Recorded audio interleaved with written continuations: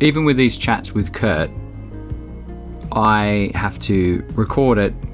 I listen to the whole thing to make sure that it's on topic. I'm not censoring Kurt as much as just finding the relevant bits and putting them down into digestible time frames and making sure that it stays on topic. And then the video editing and things. Just to get out a couple of videos, I'll end up thinking about it or having to do something every single day. And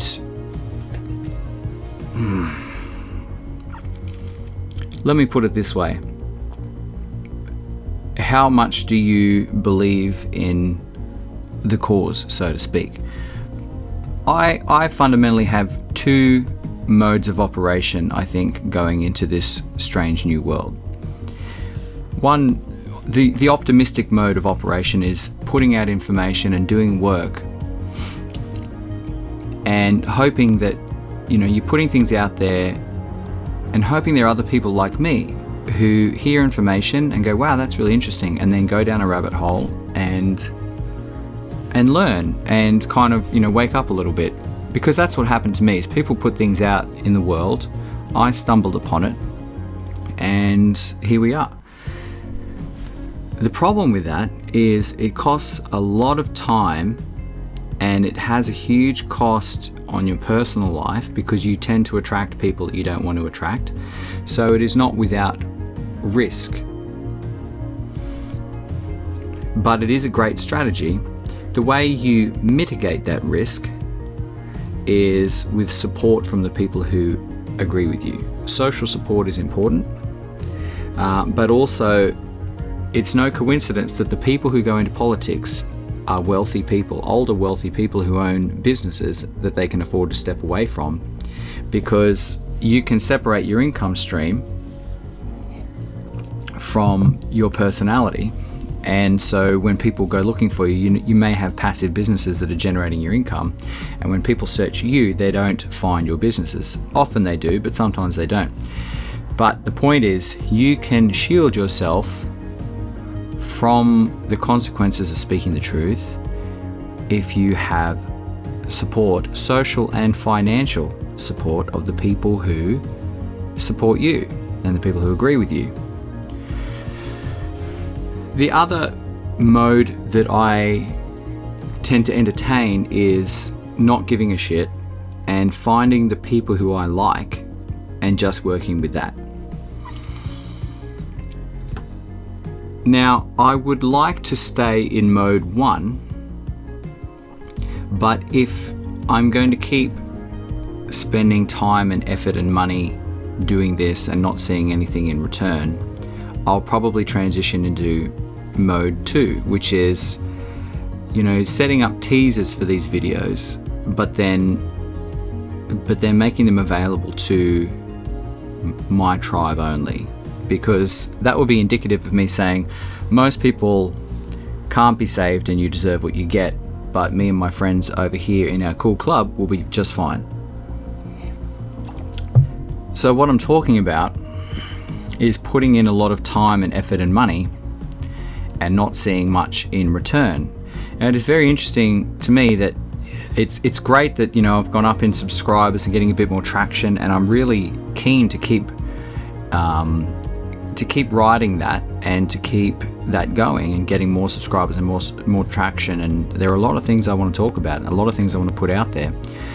But it's very interesting to me that people come in with comments on my videos such as, ditch the music, it's distracting. You know what? If you're not paying me, I don't owe you anything. I'll say that again because that's the central point. If you're not willing to give me a donation, I don't owe you anything. Go do your own videos. Do your own videos with no music if you want. However, on the other side, if you're giving me a small donation to help me along, I'm very happy. Very happy to keep doing this. If I had 50 people give me $1 per video I put out, that's not going to change my financial situation at all. That's not a significant contribution to my income. But it would at least stave off this feeling of doing being everyone's bitch and putting out stuff that people are enjoying for free. And it's really just about the self-respect of a bit of reciprocity.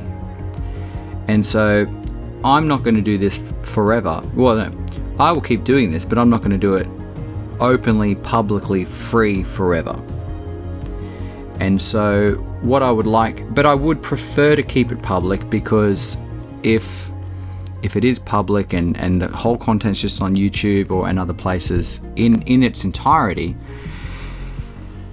it will attract more people. So there's a catch-22. So what I'm saying is, if you like what I'm doing, then chuck me $1 or so a video. It's nothing. I don't care where in the world you are from, you've got $1 per video. 2 videos a week, $2. That is absolutely dick all. But it's just a symbol of a bit of reciprocity, a bit of two-way. You know what? So I'll leave it at that. If you want to know how you can help me out to keep this going, there's a link below. Buy me a coffee. You go to buy me a coffee. I'm pretty sure you can put $1 in there. I'm not sure. Maybe it defaults to a minimum of $5. I'm not actually sure, but try whatever. Down below, and it just PayPal straight to me, and I can go buy some food or something. That would be awesome. And also join my Telegram, because the spicier things get over time, the more likelihood that I'll be kicked off YouTube. So you gotta get onto my Telegram and Rumble and Odyssey to keep in touch, because I'll definitely be putting more effort into those things in the future, because YouTube's just going to get worse and worse. So look, there's also a benefit to you in that valuing things is kind of like a principle in your head. You know, people think it's like some cosmic karma or something, where you go, you know, if you stop being stingy, people stop being stingy with you. But I think what really is like I said, I'm self-employed, and so when I consume something, you know, I did this with a lot of old videos with other content providers, and you know, even someone like Stefan Molyneux would say, look, if you're consuming value, then give something in return, and it is good for you. It is really good for you. The reason why is because when I consumed his content and I went, okay, that's true, he's doing stuff, I've got to place value on what he's doing, then that in your mind has a reciprocal, it creates a reciprocal rule that when you do something, you expect people to value you. So as I said, I'm self-employed, and because I've always valued other people, I feel I have a very keen sense of when people aren't valuing me, and it has definitely given me the confidence and the consistency, at least, to say, no, when you're going to hire me for what I do, you can pay what it's worth. You know, because I do that, because so when I pay what other things are worth, and I am happy to not be a freeloader, and I'm happy to pay for value that I consume, I expect people to do that to me, and that's what that trains in your mind. So I will leave it at that too. It is very good for your mind and your soul to go, well, if I'm consuming this and I'm enjoying this, then I should support it. I should pay for some of the value that I'm consuming.